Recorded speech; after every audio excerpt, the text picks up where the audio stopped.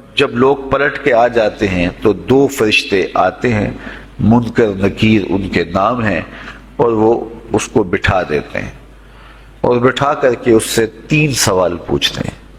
پہلا سوال یہ ہوتا ہے من ربک، تیرا رب کون ہے؟ اب کوئی مانے یا نہ مانے، رب تو سب کا اللہ ہی ہے۔ اگر کوئی انکار بھی کرے تو اس کے باوجود اس کا رب کون ہے؟ اس کا رب اللہ ہے۔ تو دنیا کے اوپر کوئی اقرار کرے یا انکار کرے، لیکن نفس الامر میں، حقیقت میں اس کا رب اللہ ہی ہے۔ یہ تو حقیقت ہے، یہ تو طے شدہ ہے۔ لیکن جو عقیدہ دنیا پہ رہا ہوگا وہی عقیدہ اس کے لہجے میں آئے گا۔ اگر اس نے عملاً، رویتاً، قولاً، فعلاً اپنے اللہ کو اپنا رب مانا، رب کہتے ہیں کسی چیز کی تربیت اس کی استعداد ذاتیہ کے مطابق کرنے والا رب کہلاتا ہے۔ تو اللہ تعالیٰ جل شانہ ہم سب کا خالق بھی ہے، مالک بھی ہے، رازق بھی ہے، اور ہماری ضروریات کا وہ کفیل بھی ہے۔ وہ ہمارا رب ہے، اور صرف ہمارا رب ہی نہیں ہے، رب العالمین ہے، پورے جہانوں کا رب ہے، پوری کائنات کا رب ہے۔ خالق بھی سب کا وہی ہے اور رب بھی سب کا وہی ہے۔ جو اسے مانتا ہے اسے بھی رزق دیتا ہے، جو نہیں مانتا تو اس کے لیے بھی رزق کے دروازے بند نہیں کرتا۔ حضرت ابراہیم علیہ السلام کی عادت یہ تھی کہ جب تک کوئی مہمان نہیں آ جاتا تھا اتنی دیر تک کھانا نہیں کھاتے تھے۔ بھوک لگتی تو کوئی مہمان ڈھونڈتے تاکہ اس کے ساتھ بیٹھ کے کھانا کھاؤ۔ کھانا جتنا بھی مرغن اور جتنا بھی جو ہے وہ پرتکلف کیوں نہ ہو، اگر مہمان کے ساتھ کھایا جائے گا تو اس کا قیامت کے دن کوئی حساب نہیں ہوگا۔ تو مہمان کے ساتھ وہ کھانا کھایا کرتے تھے۔ مہمان اللہ کی رحمت ہوتا ہے۔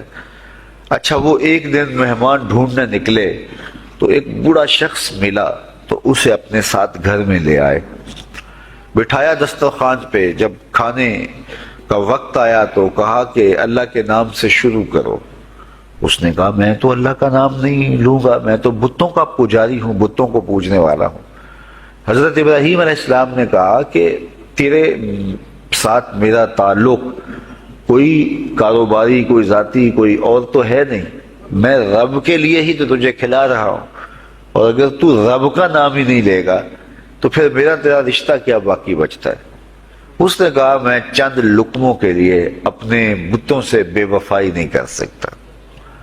وہ غالب نے کہا تھا نا کہ وفاداری بشرط استواری اصل ایمان ہے، مرے بت خانے میں تو کعبے میں گاڑو برہمن کو۔ اس نے اپنے انداز میں ایک بات کی تھی کہ وفاداری بڑی چیز ہوتی ہے، تو اس نے بتوں سے وفاداری کا بھرم رکھا۔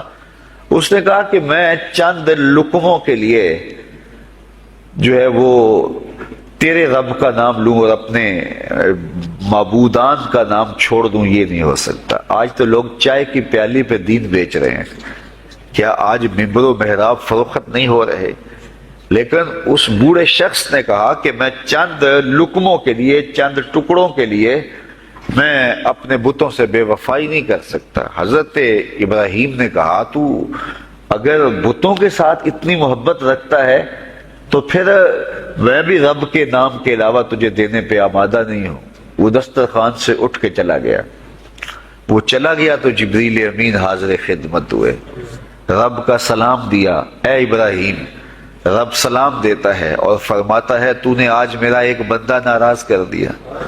یا اللہ، وہ تیرا بندہ تھا، اس کو تو تیرا نام لینا بھی گوارا نہیں تھا۔ کہا ابراہیم اس کی عمر کتنی ہوگی؟ یا اللہ 80 سال کے قریب ہوگی۔ کہا اتنا عرصہ ہو گیا میں اس کو رزق دے رہا ہوں، تو ایک دن نہیں کھلا سکا۔ اب ابراہیم علیہ السلام اس کو ڈھونڈنے نکلے ہیں۔ وہ کسی پہاڑ پہ چڑھ رہا تھا، دور سے آواز دیو میاں آ جاؤ، کھانا ٹھنڈا ہو رہا ہے۔ اس نے کہا تم تو بڑے سخت تھے، لہجے میں، رویے میں تبدیلی کیسے آ گئی؟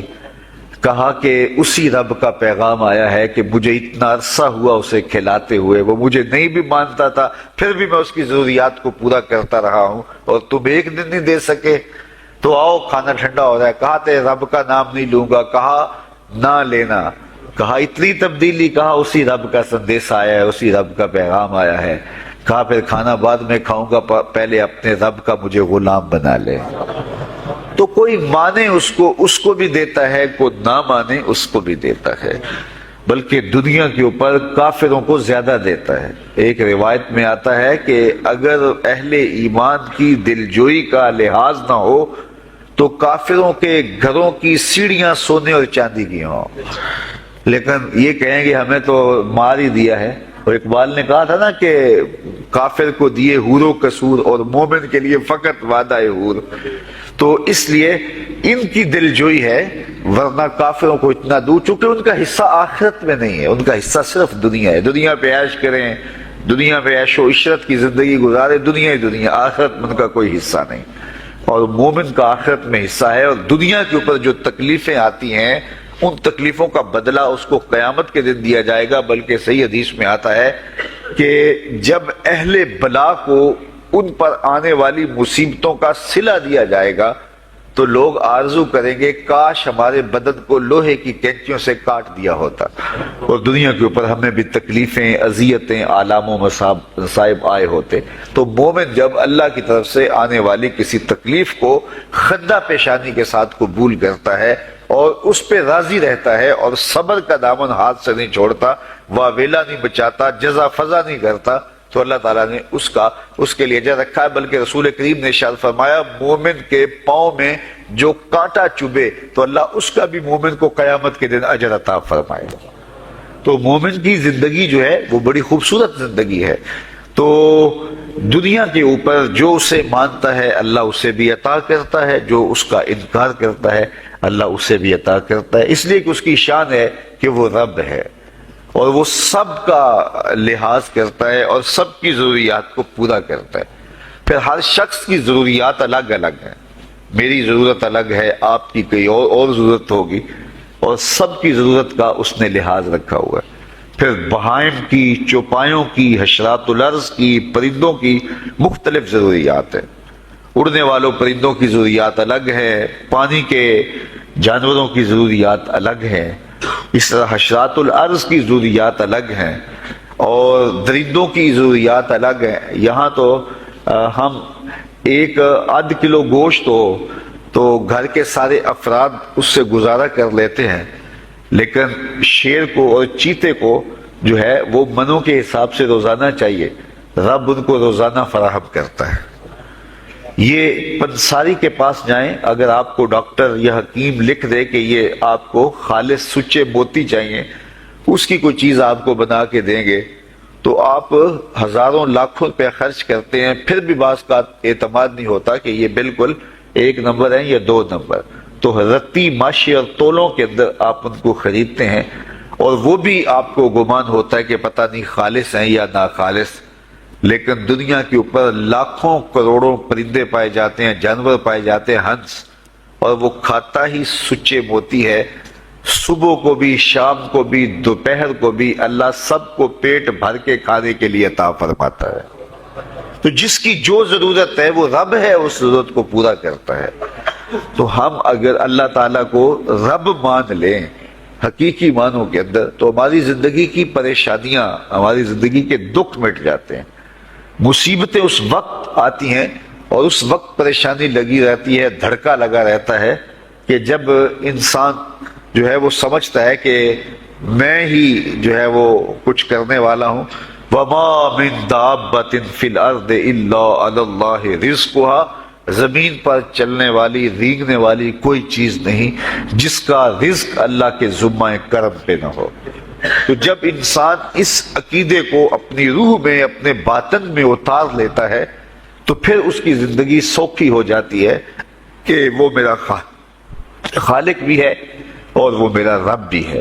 اور یہ یقین انسان کی زندگی کے اندر اعتماد، روشنیاں اور توکل بھر دیتا ہے۔ بلکہ ایک حدیث میں آیا کہ جس طرح توکل کرنے کا حق ہے اگر وہ تم ادا کرو تو اللہ تمہیں ایسے رزق عطا فرمائے جس طرح پرندوں کو عطا فرماتا ہے۔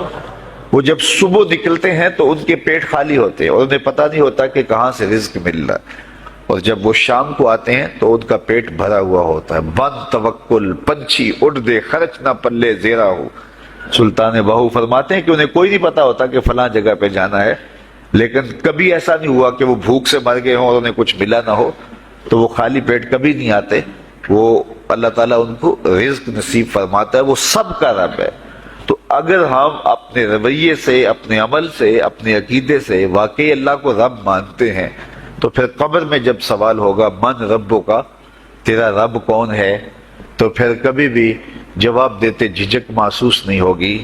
بندہ عرض کرے گا رب اللہ، میرا رب اللہ ہے اور میں اسی کو اپنا رب مانتا ہوں، میری ضروریات کی کفالت بھی اسی کے ذمہ کرم پہ، اور میرا تیقن، میرا یقین کہ وہ میرا رب ہے. یہ پہلا سوال ہوگا. دوسرا سوال قبر میں ہوگا، اور وہ یہ ہوگا کہ ما دینوں کا، تیرا دین کون سا ہے. مختلف ادیان دنیا کے اوپر موجود ہیں، لیکن اسلام کے بعد اب کسی اور دین کو قبول نہیں کیا جائے گا. ارشاد فرمایا کہ اللہ تعالیٰ اسلام کے علاوہ کسی اور دین کو قبول نہیں کرے گا. تو یہ اگر میں اپنے عمل سے، اپنے رویے سے، اپنے طرز زندگی سے، اپنے انداز معاشرت سے اسلام کو اپنے اوپر غالب کر لیا، تو پھر قبر میں جواب دیتے ہوئے کوئی جھجک محسوس نہیں ہوگی. بندہ عرض کرے گا کہ دینی الاسلام، میرا دین اسلام ہے، میرا طرز زندگی، میرا انداز معاشرت، میرا سبھی کچھ اسلام کی مطابقت میں تھا، اور میں اسی کو اپنا دین مانتا ہوں. صرف زبان سے نہیں، اپنے رویے سے بھی، اپنے طرز زندگی سے بھی، اپنے انداز معاشرت سے بھی. تو یہ جو ہم اسلام کے دائرے میں داخل ہوتے ہیں اور ہم اپنے دین کو اسلام قرار دیتے ہیں، تو دین انسان کی زندگی کے تمام شعبوں پر حاوی ہوتا ہے، اور اس کا طرز زندگی، اس کا انداز معاشرت اس کی مطابقت میں ہونا چاہیے. تو قبر میں یہ سوال پوچھا جائے گا کہ تیرا دین کیا ہے، باوجود کہ اللہ تعالیٰ جل شانہ کو پتہ ہے کہ اس کا دین کیا تھا، اللہ کو پتہ ہے کہ یہ کس کو رب مانتا تھا، لیکن قبر میں یہ سارا سلسلہ ہوگا. اور صحیح احادیث کے اندر ان سوالوں کا تذکر آیا ہے کہ یہ سوال پوچھے جائیں گے کہ تیرا دین کیا ہے. اب اس نے اگر اپنا طرز زندگی، اپنا انداز معاشرت اسلام کی مطابقت میں رکھا ہوگا، اور دین کو اس نے دین سمجھا ہوگا، اسلام کو ہی اپنا دین، عملاً، رویتاً، ہر خوشی غمی کے موقع پہ اس نے اسلام کو ہی ترجیح دی ہوگی، تو پھر اس کو کوئی جھجک نہیں ہوگی جواب دیتے ہوئے کہ میرا دین اسلام ہے. میرے شب و روز، میری زندگی کے نشیب و فراز، میری زندگی کی ہر گوشہ جو ہے وہ اسلام کی مطابقت میں گزرتا تھا. تو پھر وہ سیدھا سیدھا جواب دے گا دینی الاسلام. اس لیے ہمیں اس سوال کی تیاری بھی کرنی چاہیے کہ ہماری نجی زندگی ہو یا ہماری اجتماعی زندگی ہو، ہماری گھریلو زندگی ہو یا ہماری معاشرتی زندگی ہو، ہماری ذاتی زندگی ہو یا ہماری سیاسی زندگی ہو، ہماری جس طرح کی بھی زندگی کے جو بھی شعبہ جات ہیں، سب میں ہم دین کو غالب کریں. ہم صرف مسلح کے مسلمان نہ بنیں کہ 5 نمازیں پڑھ لیں اور ہم کہتے ہیں مسلمان ہیں، روزے رکھ لیے، تراویح پڑھ لی اور ہم نے جو ہے وہ زکوٰۃ دے دی اور حج کر لیا، اس سے ہم مطمئن ہو گئے کہ ہم مسلمان ہیں. اسلام ایک مکمل اور اکمل اور کامل ضابطہ حیات ہے، اپنے ماننے والوں کو زندگی گزارنے کا پورا اسلوب اور مکمل کامل رہنمائی دیتا ہے. ہم نے ہمسایوں کے ساتھ سلوک کیسے کرنا ہے یہ ہمیں اسلام بتاتا ہے. ہم نے بیوی کے ساتھ سلوک کیا کرنا ہے یہ ہمیں اسلام بتاتا ہے. اولاد کی تربیت کیسے کرنی ہے اسلام کی واضح تعلیمات ہے. ہم نے سفر کرنا ہے تو انداز سفر کیا ہونا چاہیے اسلام نے ہمیں بتایا. کاروبار کرنا ہے تو ہم جو ہے وہ کیا کاروبار کو مارکیٹ سے سیکھیں گے یا اللہ اور اس کے رسول سے سیکھیں گے، تو ہمیں اللہ اور اس کے رسول نے واضح 2 ٹوک اور سیدھے سیدھے احکام دیے ہیں کہ تم جب کاروبار کرو تو تم جو ہے وہ اس انداز کے ساتھ کاروبار کرو، کم نہیں تولنا، کم نہیں ناپنا، جھوٹی قسم نہیں کھانی، سود نہیں لینا. تو یہ ساری چیزیں، ملاوٹ نہیں کرنا، ایک ایک چیز جو ہے وہ اسلام نے ہمیں فراہم کی ہوئی ہے. تو پورا دین جو ہے جب ہم اختیار کریں گے، ہمارے رویے، ہمارا طرز زندگی، ہمارا انداز معاشرت جب دین اسلام کے مطابق ہوگا تو قبر میں اس سوال کا جواب دینا ہمارے لیے کوئی مشکل نہیں ہوگا۔ اور اگر ہمارا طرز زندگی کچھ اور طرح کا ہوگا تو کیا صرف یہ کہہ دے کہ ہم مسلمان ہیں؟ یہ تو پھر ایک کافر بھی کہہ سکتا ہے کہ میرا دین اسلام ہے، ایک منافق بھی کہہ سکتا ہے کہ میرا دین اسلام ہے، لیکن ایسا نہیں ہوگا۔ جو ہماری کیفیت قلب ہوگی قبر میں اس کا جواب اس کی مطابقت میں آئے گا۔ وہاں یہ دنیا کے معاملے یا دنیا کی یادداشتیں نہیں ہوگی، وہاں کیفیت قلب کے مطابق جواب دیا جائے گا۔ یہ کافر جواب نہیں دے سکے گا کہ میرا رب اللہ ہے، چونکہ وہ عمل سے، رویے سے اس کو اپنا رب نہیں مانتا ہے، تو حقیقتاً تو اس کا رب اللہ ہے، لیکن وہ یہ جواب نہیں دے پائے گا۔ اسی طرح جو شخص اپنے طرز زندگی کے اندر اسلام کو داخل نہیں کر چکا ہے اور اسلام کو اس نے اپنا ہادی رہنما نہیں بنایا ہے، تو وہ قبر میں اس سوال کا جواب کیسے دے سکے گا کہ میرا دین اسلام ہے، چونکہ اس کا رویہ، اس کا طرز زندگی اور اس کا انداز معاشرت ایسا نہیں رہا ہوگا۔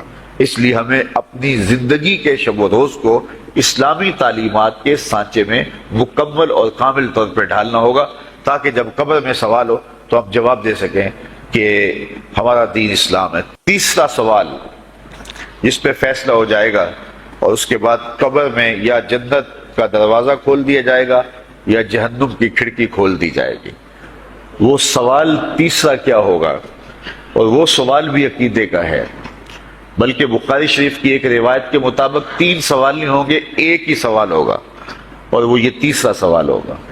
فرشتے پھر پوچھیں گے حضور علیہ الصلوۃ والسلام کے روضہ دور سے اور قبر کے درمیان سے پردے ہٹا دیے جائیں گے، اور رسول کریم صلی اللہ علیہ وسلم سامنے ہوں گے، اور فرشتہ حضور کی طرف اشارہ کر کے کہے گا ما کنت تقول فی ھذا الرجل، ان کے بارے میں زندگی میں کیا کہا کرتا تھا۔ یہاں یہ نہیں ہے کہ تو نے کیا کہا تھا یا اب کیا کہتا ہے۔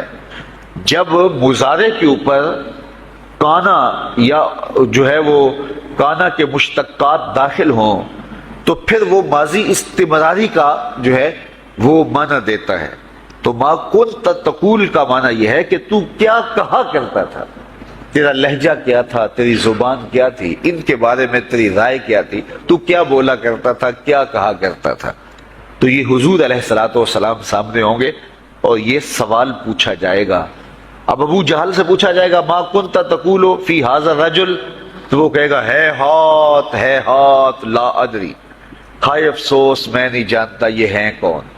ابو لہب سے پوچھا جائے گا، وہ کہے گا ہے ہاتھ لا ادری، ہائے افسوس میں نہیں جانتا یہ کون ہے۔ اچھا جانتا نہیں تو پتھر کس کو مارتا تھا، جانتا نہیں تو گڑے کس کی راہوں میں کھدواتا تھا، جانتا نہیں تو اوجریاں کس کے اوپر ڈلوایا کرتا تھا۔ آنکھیں پھاڑ پھاڑ کے تو ساری زندگی دیکھتا رہا، لیکن آج ابو جہل قبر میں اترا، حضور کی صورت نورانی سامنے ہے، اور پوچھا گیا کہ یہ کون ہے، یہ نورانی چہرے والے کون ہیں؟ تو ابو جہل کہتا ہے ہائے افسوس میں نہیں جانتا یہ کون ہے۔ اچھا جانتا نہیں تو پھر پتھر کس کو مارتا تھا؟ اللہ اکبر۔ اور 14 صدیاں گزرنے کے بعد ایک مومن لحد میں اترتا ہے اور پردے ہٹا دیے جاتے ہیں، اور منکر نکیر سوال کرتے ہیں عامر چیمہ بتا یہ کون ہے؟ وہ کہتا ہے پیچھے ہٹو، پہلے پائے ناز کو بوسہ تو کر لینے دو، میں تو مر کے پہنچا ہوں یہاں اس دل ربا کے واسطے، یہ تو میرے بخت جاگے کہ وہ میری قبر میں آئے۔ وہ کسی شاعر نے کہا نا کہ آئے وہ میرے مزار پہ گھونگھٹ اتار کے، آئے وہ میرے مزار پہ گھونگھٹ اتار کے، مجھ سے تو نصیب اچھے ہوئے میرے مزار کے، یہ تو بخت سنور گئے کہ وہ میری قبر میں آئے۔ شیخ عبدالحق محدث دہلوی علیہ رحمہ لکھتے ہیں کہ جب سے یہ سنا ہے کہ قبر میں حضور آئیں گے، پتہ نہیں موت کہاں مر گئی ہے، جی چاہتا ہے زندہ ہی قبر میں چلے جائیں۔ تو وہ کہے گا پہلے مجھے پائے ناز کو بوسہ تو کر لینے دو، میں تو زندگی کے بھر میں انتظار ان کا کرتا رہا، اور ان کے بارے میں پوچھ رہے ہو یہ کون ہے؟ ساری زندگی پیر مہر علی شاہ نقشہ بتاتے رہے، مکھ چند بدر شاہ شانی ہے، متھے چمک دی لاٹ نورانی ہے، کالی زلف تے اکھ مستانی ہے، مخمور رکھی ہند مد بھریاں۔ تو وہ فوراً جواب دیتا ہے یہ تو وہی میرے آقا و مولا ہیں جن کے لیے ساری زندگی تڑپتا رہا اور ان کی زیارت کی آرزوئیں اور تمنائیں کرتا رہا۔ اچھا ابو جہل ساری زندگی دیکھتا رہا تو وہ تو جواب نہیں دے پائے گا، وہ کہتا ہائے افسوس میں نہیں پہچانتا یہ کون ہے، ہاتھ لا ادری، مجھے نہیں پتا۔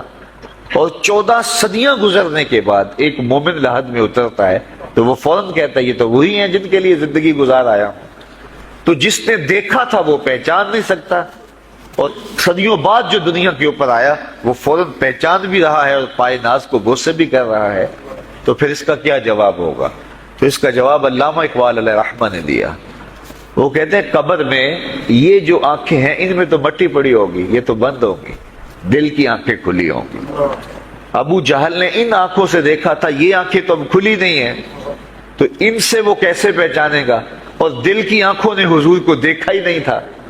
اور یہ صدیوں گزرنے کے بعد جو مومن لحد میں اترتا ہے اس کی گو ان آنکھوں نے نہیں دیکھا تھا، لیکن در دل مسلم مقام مصطفیٰ است، مومن کے دل کے ڈیرے کے اندر مومن کے دل میں حضور ہی بستے ہیں، اس لیے اس کی آنکھوں نے، دل کی آنکھوں نے حضور کو دیکھا اور پہچان لیا، اس لیے کہ دل کی آنکھوں نے حضور پہلے بھی دیکھے ہوئے تھے اور دل آرزو میں مچلتا رہا، اس لیے دل کو پہچاننے میں دیر نہیں لگی۔ تو وہاں یہ آنکھ نہیں پہچانے گی، یہ آنکھ پہچانے گی۔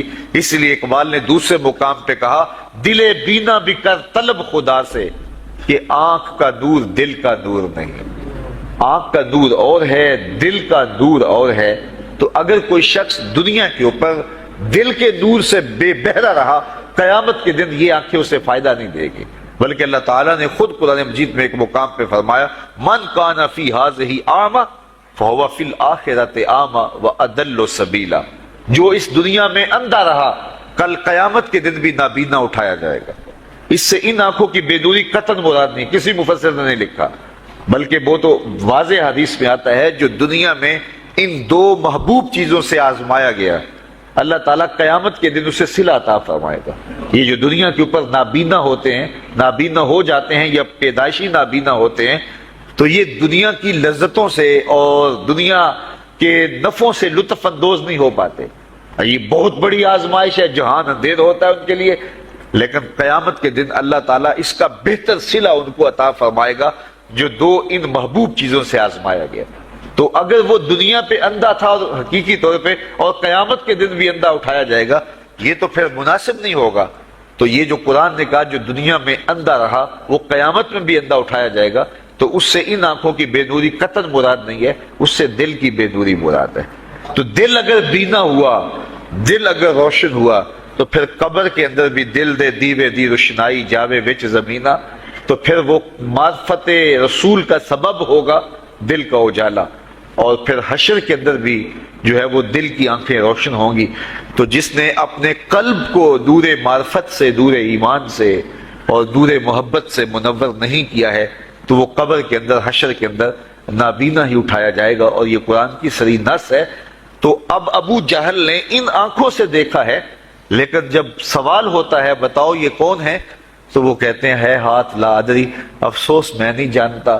اور صدیاں گزرنے کے بعد ایک مومن لحد میں اترتا ہے، ظاہری ملاقات بھی نہیں ہے، جب اس سے پوچھا جاتا ہے یہ کون ہے، تو وہ کہتا ہوا محمد صلی اللہ علیہ وسلم، یہ تو وہی آقا ہے جن کے لیے ساری زندگی، جن کے تذکروں کی خوشبو سونگھتا رہا ہوں، تو مجھے تو جو ہے وہ ان کے پائے ناز کو بوسہ کر لینے دو۔ تو بتاؤ اس کے دل کی آنکھوں نے حضور کی معرفت حاصل کی اور حضور کو پہچان لیا، تو دل بینا بھی کر طلب خدا سے، کہ آنکھ کا نور دل کا نور نہیں۔ تو حضور علیہ الصلوۃ والسلام کے حوالے سے جب سوال ہوگا، اگر اس سوال کا جواب نہیں آیا تو پھر جہنم کی کھڑکی کھول دی جائے گی، اور اگر اس سوال کا جواب آیا تو پھر جنت کے دروازے کشادہ کر دیے جائیں گے، اور جنت کی ٹھنڈی ہوائیں اس کی قبر میں آ جائیں گی۔ بلکہ حدیث میں آتا ہے اسے کہا جائے گا کہ نم کنومت العروس، ایسے سو جا جس طرح دلہن سوتی ہے۔ اور وہاں سے لے کر کے حشر تک کا سفر جو ہے اس کے لیے بہت لمبا سفر نہیں ہوگا، وہ ایسے ہوگا کہ جو ہے وہ ایک خوبرو کے گلے سے ہار گرے گا اور وہ موتی ٹوٹ کے گر جائیں گے، اور وہ اس کو چننے میں مصروف ہو جائے گا۔ ابھی سارے موتی چن نہیں پائے گا کہ قیامت آ جائے گی۔ یہ مومن کے لیے اللہ نے آسانی رکھی، 50,000 سال کا دن ہوگا یوم محشر، لیکن جو مومن ہوگا اس کے لیے حشر کا اتنا بڑا دن ایسے ہوگا جتنا عصر کا وقت ہوتا ہے، تو اتنے تھوڑے وقت میں اس کے لیے گزر جائے گا۔ تو یہ 3 سوال قبر میں پوچھے جانے ہیں، ہر شخص سے پوچھے جانے ہیں، مومن سے بھی پوچھے جانے ہیں اور کافر سے بھی اور منافق سے بھی۔ لیکن میں کہا کرتا ہوں کیا حضور کے ذکر کے لیے بھی کسی دلیل کی ضرورت ہے؟ کبھی ایسا ہوا ہے کہ پھولوں کا تذکرہ چھڑا ہو اور بلبل کہے لکھا کہاں ہے؟ بات شمع کی ہو رہی اور پروانہ دلیلیں ڈھونڈ رہا ہو، اور یہ بھی ممکن نہیں کہ بات سرکار دو عالم کی ہو رہی اور امتی کو دلیل چاہیے۔ محب کے لیے تو اس سے بڑا سرمایہ ہی کوئی نہیں کہ کوئی اس کے محبوب کا ذکر چھیڑ دے۔ عید ذکر نعمان لنا فإن ذکرہ هو المسک ما کررتہ یتزوع۔ امام شافعی علیہ رحمہ فرماتے ہیں میرے ممدوح کا ذکر کرو، ان کا تذکرہ ایسی کستوری ہے تم جو سے چھیڑتے جاؤ گے خوشبو پھیلتی چلی جائے۔ مطرب سے کہو کہ چھیڑے ذرا اس جان تمنا کا قصہ۔ میں تو جب یہاں پہنچا ہوں تو اپنے میزبانوں کی زبان سے جو اپنی علاقائی زبان میں یا انگریزی میں وہ گفتگو کر رہے تھے تو میں سوچ رہا تھا کہ میری گفتگو پتہ نہیں احباب تک اس طرح پہنچ پائے کہ نہ، چونکہ علاقائی زبان اور میری زبان میں فرق ہوگا، لیکن ابھی حضرت نے اردو میں گفتگو کی اور آپ کی تفہیم کا جو انداز تھا اس سے مجھے حوصلہ ہوا۔ تو اب میں اس شعر کی طرف آپ کی توجہ چاہوں گا کہ مطرب سے کہو کہ چھیڑے ذرا اس جان تمنا کا قصہ۔ مطرب سے کہو کہ چھیڑے ذرا اس جان تمنا کا قصہ، فرقت کے بھیانک لمحوں میں کچھ دل کو سہارا ہو۔ تو محب کے لیے تو اس سے بڑا سرمایہ ہی کوئی نہیں کہ کوئی اس کے محبوب کا ذکر چھیڑے۔ رومی علیہ رحمہ لکھتے ہیں کسی نے مجنوں کو دیکھا کہ ریت کے اوپر لیلا لیلا لکھ رہا ہے، تو رک کے کہا یہ کیا کر رہے ہو؟ گفت مشق نام لیلا می کنم خاطر خود را تسلی بھی رہا۔ کہا محبوب کا نام لکھ لکھ کے دکھی دل کو قرار دے رہا۔ تو رومی کہتے ہیں جب مجنوں کو لیلا کا نام تسکین دیتا ہے تو امتی کو محبوب کا نام تسکین نہیں دیتا۔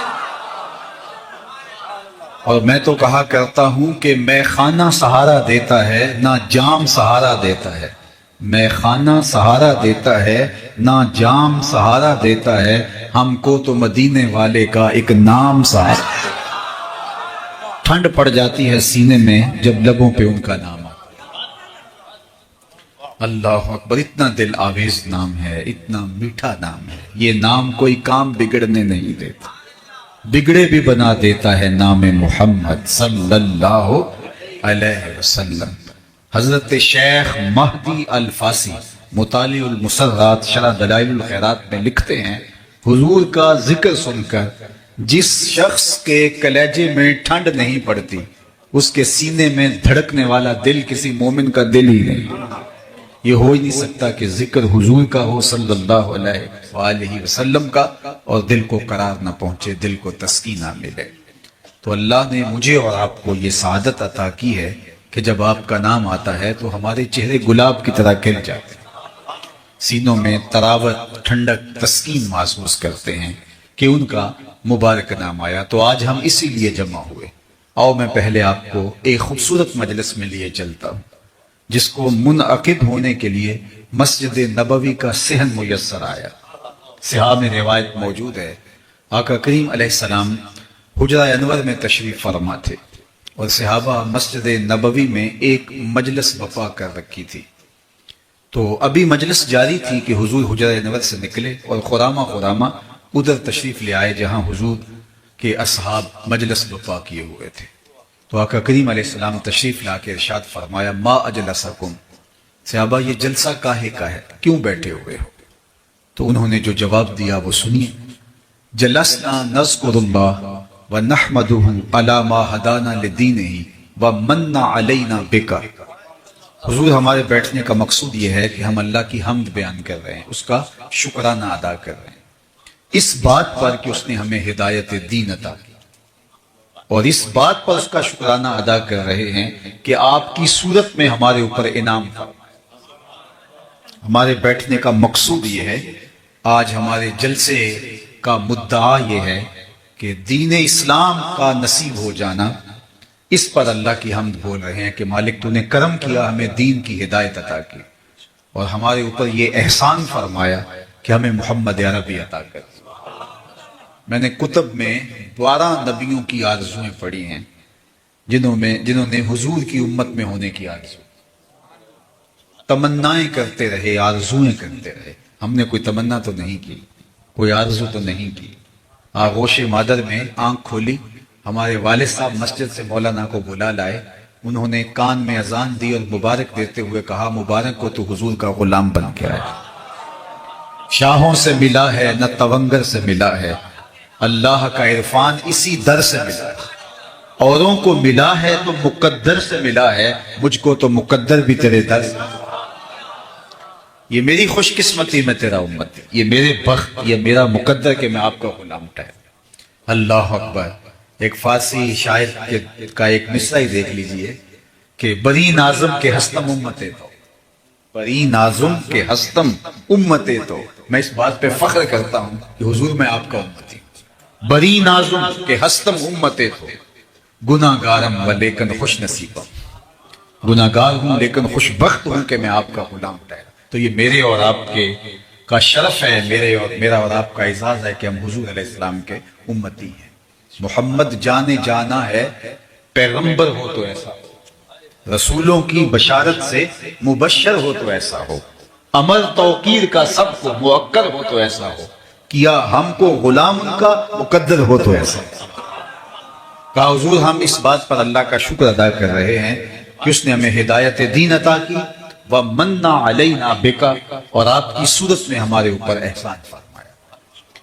میں آپ سے پوچھوں کہ آپ یہاں کیوں بیٹھے ہیں تو آپ کہیں جناب حضور کا ذکر سننے کے لیے تو بات وہیں ختم ہو جاتی ہے، لیکن حضور علیہ السلام نے فرمایا صحابہ کیا تم مجھے اس بات پہ حلف دے سکتے ہو کہ اسی لیے بیٹھے ہو، تمہارے بیٹھنے کا کوئی اور مقصد نہیں ہے؟ تو صحابہ کو حیرت کا جھٹکا تو لگا کہ یہ حلف والی بات تو نہیں عمومی طور پہ، لیکن حضور نے پوچھا تو کہا جی حضور ہم حلف دیتے ہیں، قسم اٹھاتے ہیں۔ آقا کریم نے باقاعدہ ان سے حلف لیا اور انہوں نے باقاعدہ حلف دیا کہ ہم اسی مقصد کے لیے بیٹھے ہیں، ہمارے بیٹھنے کا کوئی اور مقصود نہیں ہے۔ اب صحابہ نے باقاعدہ حلف دے دیا، حضور نے ان سے حلف لیا، ان کی آنکھوں میں چمکتے ہوئے سوال تھے کہ یہ حلف ہم سے کیوں لیا گیا ہے؟ عمومی طور پہ پوچھا جاتا ہے کیسے بیٹھے ہوئے ہو تو لوگ کہتے ہیں ہم اس لیے بیٹھے ہیں، بات ختم ہو جاتی، لیکن آقا کریم نے فرمایا حلف دو اسی لیے بیٹھے، قسم اٹھاؤ اسی لیے بیٹھے۔ تو صحابہ نے قسم اٹھائی، لیکن سوال تو جو ہے وہ ان کے چہروں پر تھے، ان کی آنکھوں میں سوال چمک رہے تھے۔ تو حضور علیہ السلام نے خود ارشاد فرمایا صحابہ ابھی جو میں نے تم سے حلف لیا ہے، تم سے قسم لی ہے، یہ کسی تہمت کی بنیاد پر نہیں، تمہارے قول پر شک نہیں گزرا تھا، کسی تردد کے ازالے کے لیے میں تم سے قسم نہیں لی، بلکہ ماجرا کچھ اور تھا، اور وہ یہ کہ تم یہاں بیٹھے تھے، مجلس بپا کیے اور میں حجرے میں تھا۔ اتانی جبریل علیہ السلام، میرے پاس جبریل امین حاضر خدمت ہوئے، فاخبرنی ان اللہ یباہی بکم الملائکہ، اور جبریل نے آ کے کہا محبوب آپ یہاں بیٹھے ہیں، ذرا باہر نکل کے دیکھو، آپ کے صحابہ کے اس عمل پر اللہ فرشتوں میں ناز کر رہا ہے۔ وہ صحابہ کا عمل کیا تھا جس پہ رب ہو کے ناز کر رہا ہے؟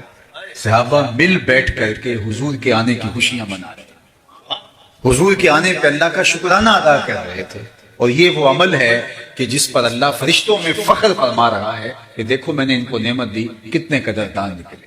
اللہ کی رحمتوں سے کوئی بعید نہیں کہ آج کی مجلس بھی قبول کر لی جائے، اور اللہ فرشتوں سے فرمائے کہ دیکھو صدیاں بیت گئی، یہ آج بھی بیٹھ کے اس نعمت کا شکرانہ ادا۔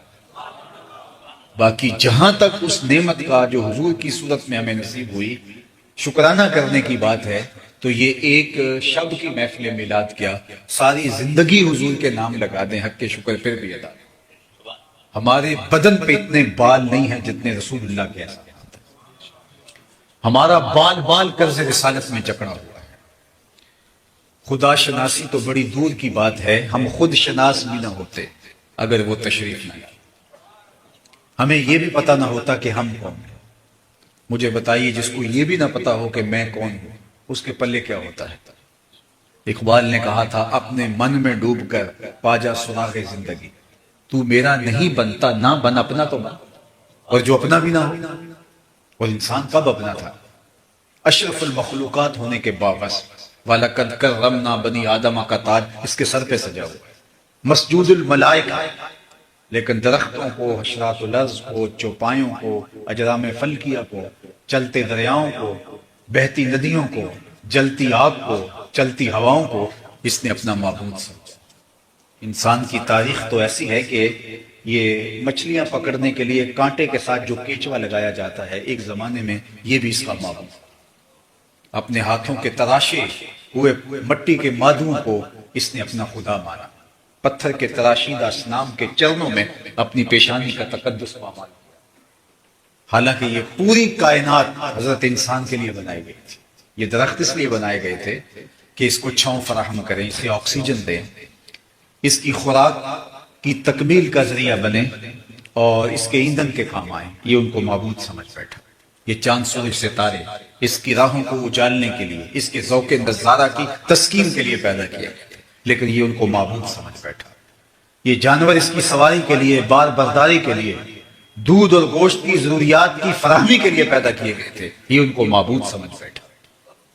مجھے بتائیے 22ویں اسکیل کا آفیسر ہو اور درجہ چہارم کے ملازم کو سلوٹ کر رہا ہو تو لوگ اسے پتہ ہی نہیں میرا منصب کیا ہے، اسے پتہ ہی نہیں کہ میں کون ہوں، اسے اپنے عہدے کا علم نہیں ہے۔ اشرف المخلوقات، کرامت کا تاج سر پہ رکھا ہے، اور درختوں کو، ہواؤں کو، جلتی ہوئی آگ کو، اجرام فلکیہ کو اپنا معبود سمجھ بیٹھا۔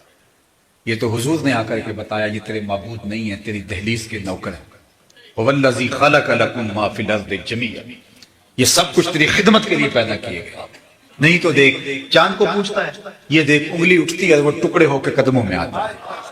سورج کو پوچھتا ہے، یہ دیکھ اشارہ ہوتا ہے اور وہ بھاگتا ہوا عصر کے وقت پہ آتا ہے۔ درختوں کو پوچھتا ہے، جا میں نہیں انہیں تو ہی جا کے کہہ دے تمہیں اللہ کا رسول بلا، اور درخت دوڑتے ہوئے آ کے قدموں میں سجدہ ریز ہو جاتے ہیں۔ اب انسان کی آنکھ کھلی کہ میں کون ہوں، اب اس کی ٹون ہی بدل گئی، لہجہ ہی تبدیل ہو گیا۔ اب اس کا بدلا ہوا لہجہ دیکھیے، جب اس کی خود سے ملاقات ہوئی، اس دہلیز پہ آ کے اسے شعور ذات ملا، تو اب اس کا لہجہ ہی تبدیل ہو گیا۔ جو کیچووں کو، حشرات الارض کو، سانپوں کو، بچھوؤں کو، چلتی ہواؤں اور بہتے پانیوں کو اپنا معبود سمجھتا تھا، ان کے چرنوں میں اپنی پیشانی کے تقدس کو پامال کر رہا تھا، اب وہی انسان بولتا ہے۔ اس کی اڑان دیکھیے، فرشتہ کہنے سے میری توقیر گھٹتی ہے، یہ وہی بول رہا ہے، فرشتہ کہنے سے میری توقیر گھٹتی ہے، میں مسجود ملائک ہوں، مجھے انسان رہنے دو۔ اب اسے سمجھ آئی ستاروں سے آگے جہاں اور بھی، اب اس کی آنکھ کھلی، کانپتا ہے دل تیرا اندیشہ طوفان سے کیا، نا خدا تو، بحر تو، کشتی بھی تو، ساحل بھی تو، دیکھ آ کر کوچائے چاکے گریباں میں کبھی، کیس تو، لیلا بھی تو، صحرا بھی تو، محمل بھی تو، وائے ناکامی کہ تو محتاج ساکی ہو گیا، میں بھی تو، مینا بھی تو، مستی بھی تو، محفل بھی تو، آہ کس کی جستجو آوارہ رکھتی ہے تجھے، راہ تو، رہرو بھی تو، راہبر بھی تو، منزل بھی تو، بے خبر تو جوہر آئینہ ایام ہے، تو زمانے میں خدا کا آخری پیغام ہے۔ تو انسان کی خود سے ملاقات ہوئی ہے تو اس دہلیز پہ آ کے ہوئی ہے، اور اگر یہ در نہ ہوتا تو وہ آج بھی اندھیروں میں بھٹک رہا ہوتا، اور جنہیں ان کی دہلیز نہیں ملی وہ آج بھی ظلمتوں میں ٹکرے مار رہے۔ سید سلیم گیلانی کا ایک شعر ہے، میری ساری گفتگو کا آپ اس کو خلاصہ کہنا چاہیں تو کہہ سکتے ہیں، نہ خرد کی روشنی تھی نہ جنوں کی آگہی تھی، نہ خرد کی روشنی تھی نہ جنوں کی آگہی تھی، تیری رہبری سے پہلے یہ جہاں جہاں جہاں، نہ خرد کی روشنی تھی نہ جنوں کی آگہی تھی، تیری رہبری سے پہلے یہ جہاں جہاں نہیں تھا، تیرے آستان سے پہلے کوئی آستان نہیں تھا، میں وہ زمین تھی جس کا کوئی آسمان نہیں۔ تو زندگی کو نور ملا، زندگی کو سرور ملا، زندگی کو زندگی کا اجالا ملا، زندگی کو روشنیوں کا حوالہ ملا، تو اسی دہلیز پہ آ کے ملا۔ اور اگر یہ در نہ ملتا تو آج ہم بھٹکے ہوئے انسان کہاں لڑک کے جا چکے۔ نصیر اچھا ہوا کہ ان کا در مل گیا، ورنہ نصیر اچھا ہوا کہ ان کا در مل گیا، ورنہ کہاں رکتے کہاں تھمتے، نہ جانے کدھر جاتے، نہ جانے کہاں جاتے، ہم اس دنیا کے اندر پہچانے کہاں جاتے۔ تو یہ ان کی دہلیز کا صدقہ ہے کہ ہماری خود سے ملاقات ہوئی ہے، ہماری ذات سے ہمیں آ گئی۔ یہ بھٹکا ہوا انسان، یہ بہکا ہوا انسان، مجھے بتائیے اپنے ہاتھوں سے اپنی بیٹی کو زندہ درگور کرے اور اس پہ داج بھی کرے۔ آج بھی ظلم ہوتے ہیں، آج بھی لوگ لوگوں پہ زیادتیاں کرتے ہیں، لیکن ان پر مذمت کی جاتی ہے، آر دلائی جاتی ہے، شرم دلائی جاتی ہے کہ تم نے یہ کیا کیا۔ مجرم منہ چھپاتا پھرتا ہے یا اپنے جرم کی کوئی تعویل کرتا ہے، لیکن وہاں بیٹی کو زندہ درگور کر کے باپ فخر کرتا تھا کہ میں نے اپنی پگڑی کا کلس جھکنے سے بچا لیا ہے، اپنی آبرو کی حفاظت کرتا تھا اور اس پہ ناز کرتا تھا۔ اور یہ اتنا بڑا جرم ہے، قرآن مجید نے ارشاد فرمایا وَإِذَا الْمَوْءُودَةُ سُئِلَتْ بِأَيِّ ذَنبٍ قُتِلَتْ، قیامت کے دن قبروں میں گڑی ہوئی بچیاں ان کو لایا جائے گا۔ یہ بات ذہن میں رکھو کہ سب سے پہلا سوال قیامت کے دن نماز کا ہوگا، اور سب سے پہلا فیصلہ قیامت کے دن قتل کا ہوگا۔ اول ما یحاسب بہ العبد یوم القیامہ القتل۔ دوسرے لفظوں میں یوں ہم کہہ سکتے ہیں عبادات میں سب سے پہلا سوال نماز کا ہے، اور معاملات میں سب سے پہلا سوال قتل کا۔ اور جس نے کسی شخص کے قتل میں آدھے جملے سے بھی مدد کی، پورا جملہ بھی نہیں بولا، صرف آدھے جملے سے، نصف جملے سے کسی نے کسی کے قتل میں مدد کی، اس کی دو آنکھوں کے درمیان قیامت کے دن لکھا ہوگا یہ شخص اللہ کی رحمت سے مایوس ہے۔ آئس میں رحمت اللہ اس کی دو آنکھوں کے درمیان لکھا ہوگا۔ آلہ قتل لے کے کسی پہ جھپٹ پڑنا اور کسی کے جسم کے ٹکڑے کر دینا یہ تو دور کی بات ہے، کسی کے قتل پر آدھے جملے سے بھی مدد کی کسی کو اکسانے کے لیے، تو یہ ایسا جرم ہے کہ قیامت کے دن وہ اس طرح محرومیوں کا شکار ہوگا۔ اور اللہ سب سے پہلا سوال قیامت کے دن جو ہے وہ ان معصوم بچیوں کا جو زندہ درگور کر دی گئی، جن کے دامن پہ کوئی گناہ نہیں تھا، ان بچیوں کا اللہ اٹھائے گا اور ان کے ظالم باپ کے ٹہرے میں، اور اللہ پوچھے گا بے یہ ذنب قتلت، کس جرم میں تمہیں قتل کیا؟ ظالم باپ تو کٹہرے میں کھڑے ہیں، ان سے پوچھا جائے نا کہ تم نے کیوں قتل کیا؟ ان کے معصوم اور ننھے دامن پہ کیا داغ دیکھا کہ تم گوارا نہ کر پائے، ان کو کاٹ کے رکھ دیا تم نے؟ لیکن ان سے نہیں پوچھا جا رہا، ان بچیوں سے پوچھا جا رہا ہے کہ تمہیں کیوں قتل کیا گیا۔ اللہ اکبر، بیٹیوں کے قاتل اتنے گنونے مجرم ہیں کہ اللہ ان ظالم باپوں سے بات کرنا بھی گوارا نہیں، حالانکہ وہ خطاب عتاب ہوگا، لیکن یہ بھی ان سے گوارا نہیں، ان سے کلام بھی کیا، اور یہ چیز دھڑلے سے کی جا رہی ہے۔ عالی مرتبت سادات بیٹھے ہیں، میں ایک جملہ کہنا چاہوں گا، یہ مجھے دعا دیں گے۔ جب بیٹیوں کو زندہ درگور کر کے باپ فخر کرتا تھا، اس زمانے میں میرے حضور نے ایک کلمہ ارشاد کیا، لوگ اس کو کلمہ تحسین کے طور پہ دیکھتے ہیں، اور میں کہتا ہوں یہ کلمہ جہاد تھا۔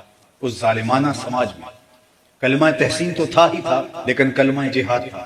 جب بیٹیاں زندہ درگور کر کے باپ فخر کرتا ہے، اس زمانے میں میرے حضور کہتے ہیں لوگوں سن لو، میری فاطمہ میرے جگر کا ٹکڑا ہے۔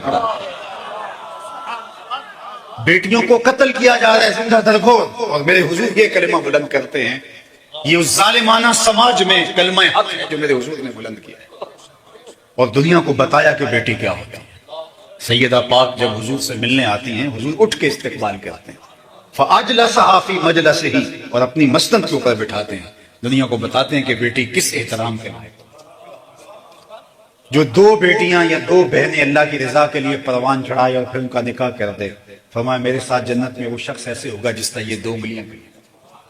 مجلس میں موجود ایک شخص کھڑا ہوتا ہے، حضور اگر کسی کی دو بیٹیاں نہ ہوں، کسی کی ایک بیٹی ہو تو کہا ہاں یہ اعزاز اس کو بھی ملے گا۔ اس کے پیچھے جھانکی، اس کی ایک بیٹی ہوگی۔ کہاں لوگ بیٹیوں کو زندہ درگور کرتے ہیں، اور کہاں جس کی ایک بیٹی ہے وہ آرزو کر رہا ہے کاش کہ میری بھی دو بیٹی ہوں۔ تو معاشرے کو کہاں سے اٹھا کے کہاں تک پہنچا دیا، اپنے عمل سے، رویے سے بتایا کہ بیٹی کس عزت کے لائق ہوتی ہے، اس کا کیا مرتبہ ہوتا ہے، اس کا کیا مقام ہوتا ہے، اور دنیا کو بتایا کہ دیکھو میری عطرت بھی میری بیٹی سے چل رہی ہے، یہ ناز ہے، یہ فخر ہے سیدہ زہرا سلام اللہ علیہا کا۔ تو بیٹیاں زندہ درگور کر کے باپ فخر کرتا تھا، اور میرے اور آپ کے آقا مولا حضور نبی رحمت صلی اللہ علیہ وآلہ وسلم نے ان کو عزت کی مسند پر بیٹھایا۔ اللہ اکبر۔ عکاس کے میلے میں 900 درہم کے اندر ایک ماں کو 3 بیٹے فروخت کرتے ہیں، یہ تاریخ کا دردناک حوالہ ہے، لیکن ادھر کیا ہے، جنت کو کھینچ کے ماں کے قدموں تلے۔ یزدگردوم نے اور باقی بادشاہوں نے بہنوں کے ساتھ جو سلوک کیا تھا اور بیٹیوں کے ساتھ نکاح رچائے ہوئے تھے، لیکن اللہ کے محبوب علیہ السلام نے حقیقی بہن تو حضور کی نہیں تھی، لیکن جب حلیمہ سعدیہ کے گھر گئے تو ایک وہاں حضرت شیمہ تھی جو حضور کو لوریاں دیا کرتی تھی۔ اللہ اکبر، کیا بخت پائے اس خاتون نے جو حضور کو گود میں اٹھا کے لوریاں دیا کرتی۔ اللہ اکبر۔ بنو سعد کے محلے کے اندر جب بچیاں شام کے وقت اپنے بھائی اٹھا کے لے آتی، ہمارے پنجابی میں جو بھائی ہے اس کے لیے ایک محبت بڑا لفظ بولا جاتا ہے ویر۔ تو شام کے وقت ہمارے پنجاب میں جب خواتین کھانا پکانے میں مصروف ہوتی ہیں تو جو بہنیں ہوتی ہیں وہ اپنا ویر اٹھا لیتی ہیں، اور ہر گاؤں میں ایک چوپال ہوتی ہے جہاں وہ اپنے بھائی کو اپنے ویر کو لے آتی ہیں، اور ہر بہن کا مزاج یہ ہوتا ہے کہ میرے ویر سے سونا زمانے میں نہیں۔ میں نے بچپن میں اپنے کانوں سے باقاعدہ مناظرے ہوتے دیکھے۔ اگر کسی کے بھائی کا رنگ سانولا ہے تو وہ کہتے ہیں حسن کا تعلق رنگت سے نہیں ہے، میرے بھائی کے نقوش دیکھو، اور اگر کسی کے بھائی کا رنگ سفید ہے، گورا ہے، تو وہ تو پھر کہتی ہے کہ سارا حسن تو رنگت میں ہوتا ہے، میرے بھائی کا جوڑ نہیں۔ بنو سعد کے قبیلے کے محلے میں بھی ایسا ہی ہو رہا ہوتا، ہر بہن کہتی میرے ویر کا جوڑ نہیں، میرے ویر کا جوڑ نہیں۔ مناظرے چل رہے ہوتے کہ حضرت شیمہ اپنے ویر محمد کو اٹھا کے لے آئی، اور دور سے کہتی نہیں میرا ویر بھی آ گیا، تو وہ کہتی ہے نہیں نہیں نہیں نہیں شیمہ تیرے ویر کا مقابلہ تو نہیں، ہم تو اپنے ویروں کی بات کرتے ہیں۔ تو پھر حضرت شیمہ کا سر فخر سے بلند ہو جاتا، سب متفق ہو کے جس کے ویر کو سونا کہہ رہے ہیں۔ تو حضرت شیمہ حضور کو یوں ایسے گود میں لیتی اور اپنی باہوں میں لے کے اپنے سینے سے چمٹا لیتی ہے، اور باقاعدہ ابن حشام نے وہ ڈوری لکھی ہے جو پڑھتی ربنا ابق لنا محمد حتی اراہ یافعا وامردا، اللہ میرے ویر محمد کو سلامت رکھنا، آج یہ بچوں کا سردار ہے، کل اپنی آنکھوں سے دیکھوں کہ یہ جوانوں کا بھی سردار ہے۔ شیخ محقق نے لکھا ہے کہ جس قبیلے میں حضرت شیمہ کا نکاح ہوا تھا اس قبیلے کے ساتھ مسلمانوں کی لڑائی ہوئی تو اللہ نے اسلام کو فتح دے دی۔ اپنے قیدیوں کو چھڑانے کے لیے قبیلے کے گھروں سے وہ لوگ فدیے کی رقم جمع کر رہے تھے، کرتے کرتے حضرت شیمہ کے گھر بھی پہنچے اور کہا کہ اتنی رقم آپ لوگوں کے حصے میں آتی ہے۔ کہا کیا ہوا؟ کہا کہ جو ہمارے قیدی ہیں ان کو چھڑانا ہے، اور چلتے چلتے کسی کی زبان پر حضور کا نام آ گیا۔ تو شیمہ نے کہا اچھا وہ ہیں جن کی ہمارے سے لڑائی ہوئی ہے، انہوں نے آپ کے لوگ پکڑے ہیں؟ انہوں نے کہا ہاں۔ تو کہا پھر پیسے اکٹھے نہ کرو۔ کہا کیوں؟ کہا مجھے ساتھ لے چلو، وہ تو میرا ویر لگتا ہے، وہ تو میرا بھائی لگتا ہے۔ قوم کے سرداروں کو لے کر حضور کے خیمہ نوری کی طرف حضرت شیمہ جاتی، اور یہ مدنی زمانہ تھا، ادب کی آیتیں اتر آئی ہیں۔ وہ وقت گزر گیا جب لوگ پتھر مارتے تھے، وہ وقت گزر گیا جب کانٹے بچھتے تھے راہوں میں، اب تو ننگی تلواروں سے صحابہ پہرا دے رہے ہیں۔ اللہ اکبر۔ حضرت شیمہ قوم کے سرداروں کو لے کر آگے بڑھنے لگی، اپنے ہی انداز میں تو صحابہ نے ننگی تلواروں سے راستہ روک دیا۔ رک جائے دیہاتی عورت، جانتی نہیں آگے کوچہ رسول ہے، آگے تو بغیر اذن کے جبریل بھی نہیں جا سکتا، تم کون؟ تو حضرت شیمہ نے تلواروں کو جھٹک کر کے پیچھے کرتے ہو کہا خلو سبیلی وَاعْلَمُوا أَنَا أُخْتُ نَبِيِّكُمْ، میری راہوں چھوڑ دو، میں تمہارے نبی کی باجی لگتی ہے۔ اللہ اکبر۔ تنی ہوئی تلواریں خم ہو گئی اور آنکھوں پر پلکوں کی چلمنیں آ گئی۔ حضور نے بھی آواز سنی تو خیمے سے باہر نکل آئے تو دیکھا تو شیمہ کھڑی، تو حضور نے فرمایا بہن کدھر آنا ہوا؟ کہا حضور آپ کے لوگوں نے کچھ لوگ پکڑ لیے۔ اللہ اکبر۔ تو چھڑانے آئی ہیں، تو آقا کریم نے فرمایا بہن تو نے زحمت کیوں گوارا کی، تو پیغام دیتی میں چھوڑ دیتا۔ بہنیں جب بھائیوں کے دروازے پر آئیں تو بھائی خالی نہیں مڑا کرتے، حضور نے کچھ گھوڑے، چند جوڑے اور بہت سارے تحائف دیے۔ اللہ اکبر۔ دنیا کو بتایا کہ بہن کہاں ہوتی ہے۔ میں آپ سے پوچھتا ہوں جس معاشرے میں بہن کو بھی کاٹ دیا جاتا ہو کہ کل میرا کوئی بہنوئی نہ ہو، بیٹی کو زندہ درگور سکا باپ کرتا ہے، حقیقی باپ زندہ درگور کر دیتا ہو، اور مائیں بازاروں میں بکتی ہوں، منڈیوں میں فروخت ہوتی ہوں، مجھے بتاؤ اس زمانے میں بیوی کا حال کیا ہوگا؟ آج کے مہذب دور میں بھی ایسے لوگ موجود ہیں، ایسے علاقے موجود ہیں جو بیوی کو پاؤں کا جوتا کہتے ہیں، جبکہ باقی رشتوں کا تقدس آج ہم دیکھتے ہیں۔ میں نے لوگوں کو بیٹیاں رخصت کرتے دیکھا ہے، ان کی آنکھوں میں چمکتے ہوئے آنسو دیکھے، بہنوں کو رخصت کرتے ہوئے بلک بلک کے روتے میں نے بھائی دیکھے۔ آج بہنوں کا تقدس، آج ماں کا تقدس موجود ہے، لیکن پھر بھی اس معاشرے کے اندر ایسے طبقات موجود ہیں جو بیوی کو کچھ نہیں سمجھتے، اور جب ان کا تقدس بھی نہیں تھا تو پھر بیوی کا حال کیا ہو۔ لیکن میرے حضور نے ازواج مطہرات کے ساتھ جو سلوک کیا زمانے کے سامنے، جب حضور کا وصال ہوتا ہے اس وقت حضور علیہ السلام کے نکاح میں 9 ازواج تھیں، کسی ایک کو بھی حضور پہ شکایت نہیں۔ اللہ اکبر۔ ام المومنین حضرت عائشہ رضی اللہ تعالی عنہا کو حضور حمیرہ کہہ کے پکارتے تھے، لاڈ سے حمیرہ کہہ کے پکارتے، اور لاڈ کا عالم یہ تھا، صحیح بخاری میں روایت موجود ہے، حضور نے فرمایا عائشہ جب تم مجھ سے ناراض ہوتی ہو تو مجھے اس وقت بھی پتا ہوتا ہے، اور جب عام حالت ہوتی ہے تو اس وقت بھی پتا ہوتا ہے۔ تو عرض کی کہ حضور کیسے؟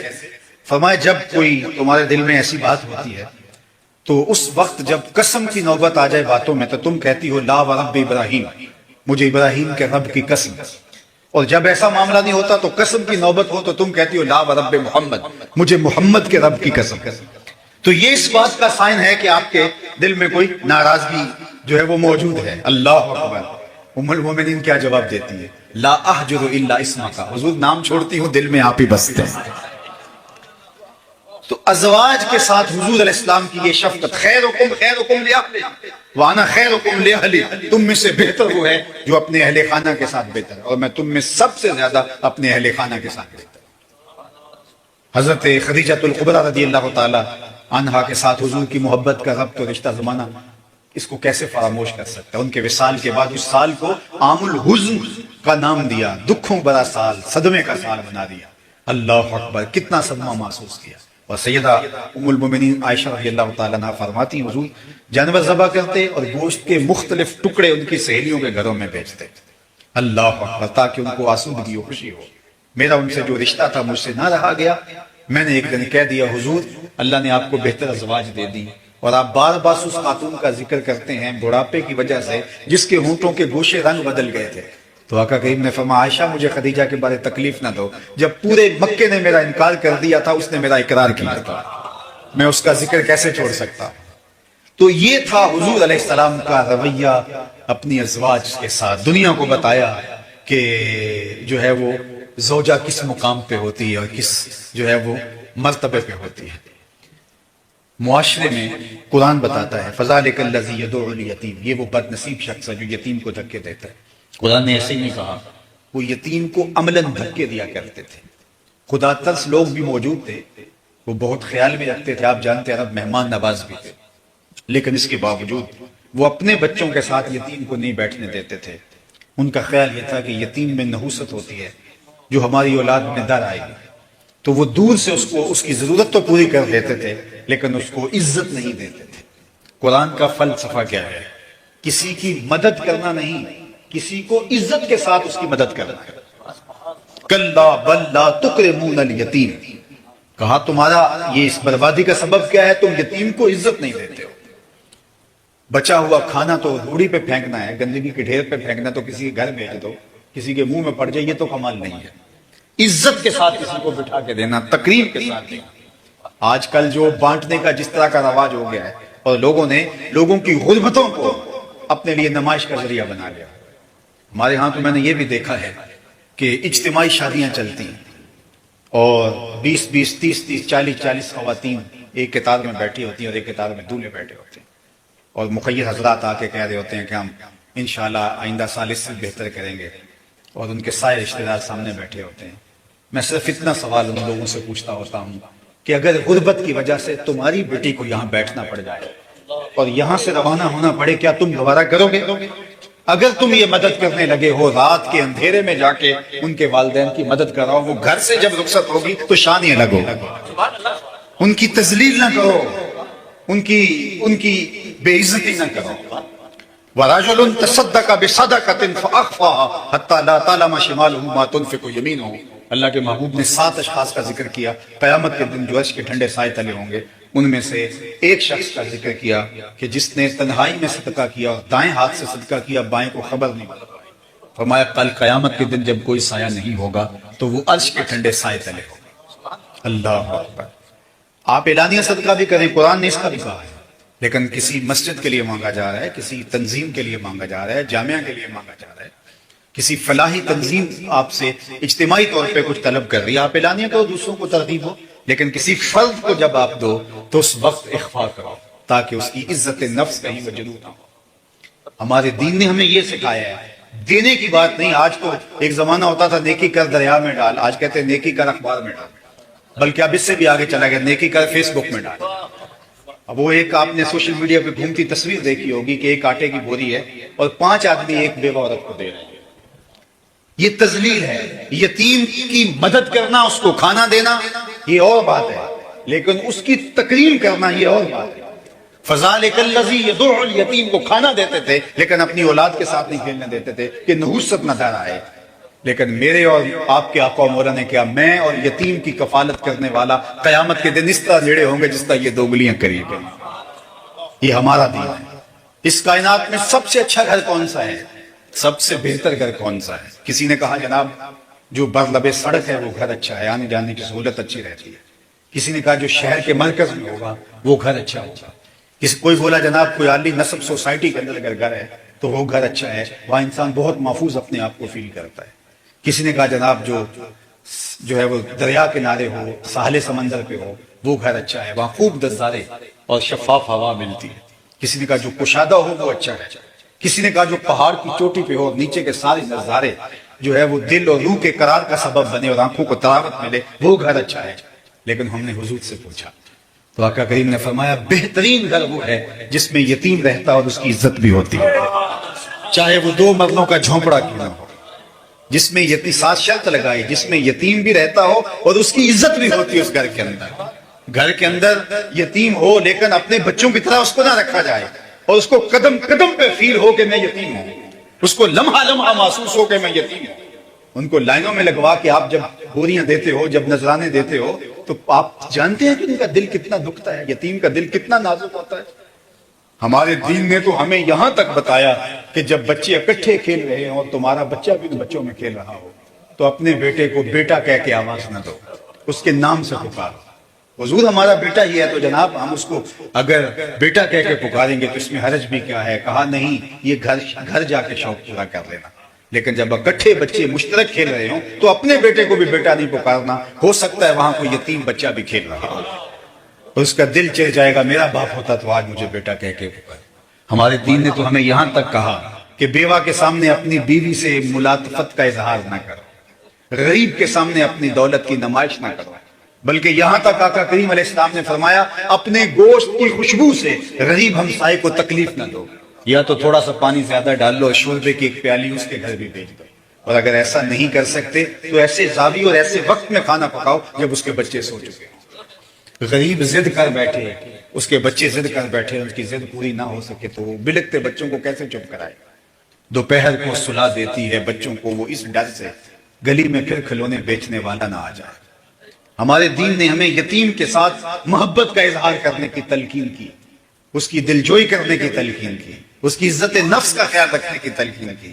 کہاں یتیم دھکے کھاتا پھرتا تھا اور اس کو دھکے دیے جاتے تھے، اور کہاں یتیم کو عزت کی مسند پہ بٹھا دیا، اللہ اکبر، وقار کی مسند پہ بٹھا دیا۔ علامہ اقبال نے ایک نظم پڑھی تھی کسی زمانے میں، ان کی غیر مطبوعہ نظم ہے، انجمن حمایت اسلام، جو لاہور میں بہت بڑا اس زمانے کا دارالشفقت یتیم خانہ ہے، اس کے سالانہ اجلاس میں نالہ یتیم کے نام سے اس میں یتیم کے درد اقبال نے بیان کیے کہ جب غرہ شوال، جب چاند شوال کا نظر آتا ہے، بچے جو ہے وہ چھت پہ چڑھ کے اس کو دیکھتے ہیں، اور جب وہ دیکھ پاتے ہیں تو پھر وہ نیچے دوڑتے ہیں اور خوشی سے وہ 3 سیڑھیاں پھلانگ رہے ہوتے ہیں، اور آخری سیڑھی پر ان کا باپ بازو کھولے کھڑا ہوتا ہے اور ان کے جو ہے وہ بازو میں جھول جاتے ہیں۔ تو اقبال کہتا ہے کہ وہ چاند دیکھنے کے لیے چھت پہ یتیم بچہ بھی بچوں کے ساتھ موجود ہوتا ہے، لیکن جب بچے بھاگ کے آتے ہیں تو وہ سب سے پیچھے رہ جاتا ہے۔ نظم بہت طویل ہے، اس لیے میں صرف اس کا مفہوم جو اقبال نے اس کا جو خاکہ ہے وہ آپ کے سامنے رکھ رہا ہوں۔ تو وہ یتیم بچہ پیچھے رہ جاتا ہے اور وہ پھر دیوار کے ساتھ لگ لگ کے ایک سیڑھی اترتا ہے، چونکہ نیچے کوئی نہیں ہوتا جو اس کو اپنی باہوں میں لے۔ تو خیر وہ اتر کے اندر بستر کے اوپر جو ہے وہ لیٹ جاتا ہے، اس کے آنسو جو ہے وہ تکیے میں جذب ہوتے ہیں۔ اقبال اس کو وہاں سے اٹھاتا ہے، اس یتیم کو، اور اس یتیم کو اٹھا کر کے حضور کی بارگاہ میں لے جاتا ہے۔ تصور ہی تصور ہو، اور آقا کریم شفقت کا سر اس یتیم کے ہاتھ پہ رکھ کے کہتے ہیں تو کیوں گھبرا رہا ہے، تو میرا جانشین ہے۔ اور پھر امت کی طرف حضور مخاطبت فرماتے ہوئے امت کو کہتے ہیں کہ اس کی کفالت تمہارا ذمہ ہے، اس لیے کہ یہ میرا جانشین ہے۔ تو وہاں جو اقبال نے آخری شعر کہا کہ گر تم سمجھو تو 100 باتوں کی یہ ایک بات ہے، آبرو میری یتیمی کی تمہارے ہاتھ۔ تو امت کو ایسا درس دیا، اور آج اللہ کا شکر ہے امت یتیم کے لیے جو دل میں نرمی، جو گداز، جو محبت رکھتی ہے، آج غزہ کے بلکتے یتیموں کے لیے ہمارے دل تڑپ رہے ہیں، ہماری آنکھیں برس رہی ہیں، ہم بیتاب ہیں، اس لیے کہ یہ امت یتیموں سے بھر گئی ہے، جگہ جگہ یتیم پھیل گئے ہیں۔ دعا کریں اللہ اس امت کو غلبہ نصیب فرمائے۔ ایک فارسی شاعر ہے جس کے شعر کا مفہوم یہ ہے کہ جب ہم چمن میں آئے تھے تو بہار جا چکی تھی، اور ہم اب بوڑھے ہو گئے ہیں اور چمن سے نکلنے والے ہیں، اور ابھی تک جو ہے وہ خزاں ہی ہے، بہار آئی نہیں۔ تو ہم نے تو جب سے آنکھ کھولی ہے خزاں کا دورہ دیکھا ہے، اس امت کو کٹتے لٹتے پٹتے اور خانمہ برباد دیکھا ہے۔ اللہ امت کے لیے وہ وقت جلد نصیب فرمائے کہ یہ امت پھر باغ پن کی طرف جائے۔ اور میں سمجھتا ہوں کہ آج امت کا یہ حال ہمارے گناہوں کی شامت اور ہماری سستی اور کوتاہیوں کا نتیجہ ہے۔ اقبال نے بھی جب شکوے کی زبان کھولی تو اس کا لہجہ بہت تلخ ہو گیا تھا، شکوہ جواب شکوہ، اس پر پھر فتوے بھی متوجہ ہوئے، تو لہجہ اس کا سخت ہو گیا۔ صفائے دہر سے باطل کو مٹایا ہم نے، نوع انسانی کو غلامی سے چھڑایا ہم نے، تیرے کعبے کو جبینوں سے بسایا ہم نے، تیرے قرآن کو سینوں سے لگایا ہم نے، پھر بھی ہم سے گلہ ہے کہ وفادار نہیں، ہم وفادار نہیں تو بھی تو دلدار نہ۔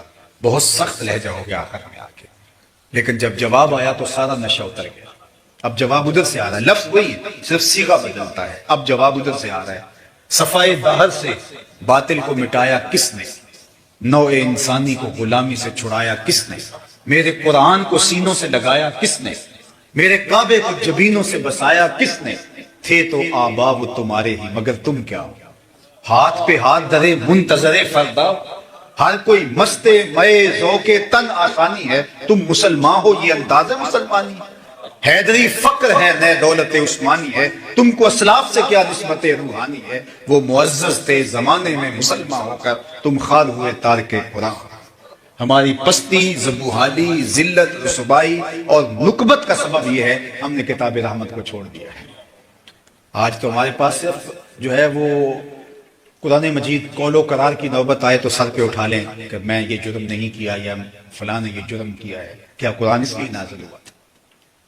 ببندے صوفی و ملا اسیری حیات الحکمت قرآن گیر، با آیاتش ترا کار جزی نیز کیا زیاسی نے وہ آساں بمیر۔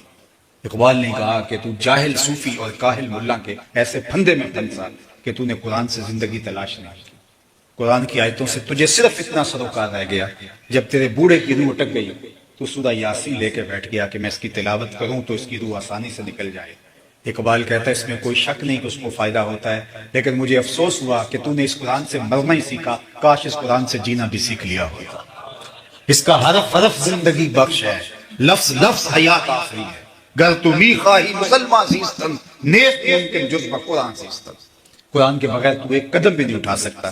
اگر تمہاری اور میری زندگی اس پاکیزہ کتاب کے دائرے میں آ جائے تو ابھی حضرت قرآن مجید کی اس آیت کا حوالہ دے رہے تھے وَأَنْتُمُ الْأَعْلَوْنَ إِن كُنْتُم مُؤْمِنِينَ، اگر تم مومن بن کے رہو تو پھر سر بلند تم ہی رہو، اگر تم مومن بن کے رہو تو عزت کا تاج تمہارے ہی سر پہ رکھیں گے، سر خروئی تمہارا ہی مقدور ہوگا اگر تم مومن بن کے رہو۔ ان کنتم مومنون، اگر تم مومن بن کے رہو، ان کنتم مومنین، اگر تم مومن بن کے رہو تو پھر عزت کا تاج، کرامت کا تاج تمہارے سر پہ رکھا جائے گا۔ لیکن ہم نے جب کتاب رحمت کو چھوڑ دیا تو آج 1 ارب 70 کروڑ مسلمان خانمہ برباد ہیں، اور ہماری جو صورتحال ہے وہ ہمارے سامنے ہے، گلی گلی رسوائیوں کی داستانیں، اور یہ سلسلہ بڑھتا ہی چلا جا رہا ہے۔ تو میرے اور آپ کے آقا و مولا حضور نبی رحمت صلی اللہ علیہ وآلہ وسلم نے آ کے زمانے کے رنگ ہی بدل دیے۔ وہ رشتے جن کو تقدس نہیں تھا، غلام آقا کے جوتے دھوپ سے اٹھا کے چھاؤں میں رکھ دے تو آقا اس پہ بھی کوڑے مارتا کہ تو نے میرے جوتے میرے پوچھے بغیر چھوئے کیوں ہیں، تو یہ تیری اوقات کب ہوئی تھی کہ میرے جوتے میرے پوچھے بغیر ان کو چھو بھی سکے، ہاتھ بھی لگا سکے؟ وہ لا کہ جناب دھوپ میں خراب ہو رہے تھے اس لیے میں نے چھاؤں میں رکھ دی، اور آقا اس پہ بھی ناراض ہوتا، کیونکہ غلام کی تو کوئی رائے نہیں ہوتی۔ غلامی کیا ہے؟ ذوق حسن و زیبائی سے محرومی، جسے زیبا کہیں آزاد بندے ہیں وہی زیبا، بھروسہ کر نہیں سکتے غلاموں کی بصیرت پر، کہ دنیا میں فقط مردان حر کی آنکھیں، غلام کی کیا ہوگا؟ وہ آقا کے جوتے بھی دھوپ سے اٹھا کے چھاؤں میں رکھنے کا روادار نہیں، اس میں بھی کوڑے کھائے۔ اب دیکھیے طلوع مہر فاراں ہوتا ہے، وہ غلام جو آقا کے جوتے دھوپ سے اٹھا کے چھاؤں میں رکھنے کا روادار نہیں، حضور جب معراج سے واپس پلٹتے ہیں اور بلاتے ہیں بلال حبشی کو، بلال تو کون سا نیک عمل کرتا ہے، میں نے جنت میں تیرے قدموں کی آہٹ سنی۔ کیا خیال ہے اس ایک جملے نے دور غلامی کی ساری تھکن اتار نہیں دی ہوگی؟ اور بلال فرش سے اٹھ کے فراز عرش پہ نہیں پہنچ گیا ہوگا کہ جو آقا کے جوتے بھی نہ چھو سکے اس کو دو جہاں کا مختار کہہ رہا ہے کہ میں تیرے قدموں کی آواز جنت میں سنی۔ تو یہ پستیوں سے اٹھا کے اوج ثریا کی بلندیوں تک پہنچا دیا۔ ناتوانوں کو بخشی توانائیاں، کم نگاہوں کو ذوق نظر دے گیا، گمراہوں کو دکھائی رہے زندگی، شب زدوں کو نسیم سحر دے گیا۔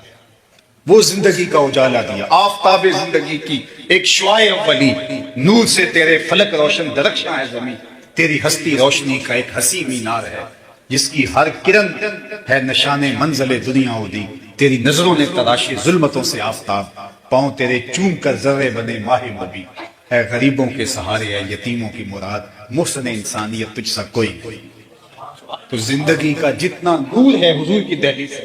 ایک اور جملہ کہنا چاہوں گا اور وہ یہ، آپ کو خیر کی قدریں جہاں بھی ملیں، چاہے کسی کفر کے معاشرے میں ملیں، وہ حضور کے قدموں کے صدقے سے۔ آج جہاں بھی روشنی ملے، جہاں بھی نور ملے، جہاں بھی خیر ملے، وہ خیر، وہ نور، وہ روشنی میرے حضور کی دے، میرے حضور کی عطا ہے۔ اور آج زمانے کے اندر یہ جو ترقی آپ دیکھ رہے ہیں، یہ عروج دیکھ رہے ہیں، یہ حضور علیہ السلام کے غلاموں کا بانٹا ہوا ہے۔ جب مسلمانوں نے آ کے چراغ علم روشن کیا اندلس کے اندر، آپ تاریخ پڑھیں کہ اس زمانے میں لوگ سواد آشنا بھی نہیں تھے، شارلمان اور اس کے لارڈ ابھی دستخط کرنے کی مشق کر رہے تھے کہ ابن حزم کے قلم سے 1000 کتابیں نکل چکی۔ یہ ہماری تاریخ ہے۔ پیرس کی گلیوں میں ابھی کیچڑ تھا کہ بغداد عروس البلاد کہلاتا تھا۔ یہ ہماری تاریخ ہے۔ لیکن ہم جب خود اپنے آپ کو گرانے پہ تلے ہوئے ہیں تو پھر ہمیں کوئی نہیں اٹھا سکتا۔ اللہ تعالیٰ کا قانون یہ ہے کہ وہ خدائے زندہ زندوں کا خدا ہے، جو خود محنت کر کے آگے بڑھتا ہے تو اللہ اس کو راستے دیتا ہے، بلکہ لَنَهْدِيَنَّهُمْ سُبُلَنَا، ایک نہیں کئی راستے دیتا ہے۔ لیکن جو سکڑ کے گھر بیٹھ جائے تو پھر اس کو مٹا دیا جاتا ہے، اس کا عروج زوال میں بدل دیا جاتا ہے۔ ہم سرخرو تھے، لیکن جب ہم تن آساں ہو گئے تو پھر ہمارا یہ حال ہو گیا۔ نوجوانان ملت ہمیں دوبارہ کھڑا ہونا ہوگا، اپنے پاؤں پہ کھڑا ہونا ہوگا، شعوری سفر طے کرنا ہوگا، علم کی آماجگاہوں کو آباد کرنا ہوگا، ہمیں تذبذب اور بے یقینی سے نکلنا پڑے گا۔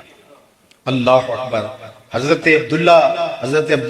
عبداللہ عبادہ بن صامت رضی اللہ تعالیٰ عنہ اور عبداللہ بن ابی بن سلول، یہ دونوں جب ان کا معاملہ ہوا یہود کے ساتھ دوستی کے حوالے سے، تو اس نے کہا میں تو اس لیے تعلق رکھا ہوا ہے کہ کسی مشکل وقت میں یہ دوستی کام آئے گی، لیکن حضرت عبادہ نے کہا مجھے اسلام کے مستقبل پہ مکمل یقین ہے، اسلام غالب ہی رہے گا، مجھے اللہ اس کے رسول کے علاوہ کسی دوستی کی ضرورت نہیں۔ تو ہم اسلام کے مستقبل ہماری نظروں میں مخدوش ہو گیا ہے اور ہم سمجھتے ہیں ایسے نہیں۔ ہم پوری طرح سے تیقن کے ساتھ آگے بڑھیں، راستے ملیں گے، خدائے زندہ زندوں کا خدا ہے، پھر اٹھنے والے قدم منزل کی طرف بڑھتے چلے جائیں گے۔ پیچھے مڑ کے دیکھنا بھی توہین جستجو سمجھے، اور راستے ہمارے ہیں، منزلیں ہماری ہے، اس لیے کہ اس نے دین کو غالب کرنے کا وعدہ کیا ہے اور وہ دین غالب ہو کے رہے گا۔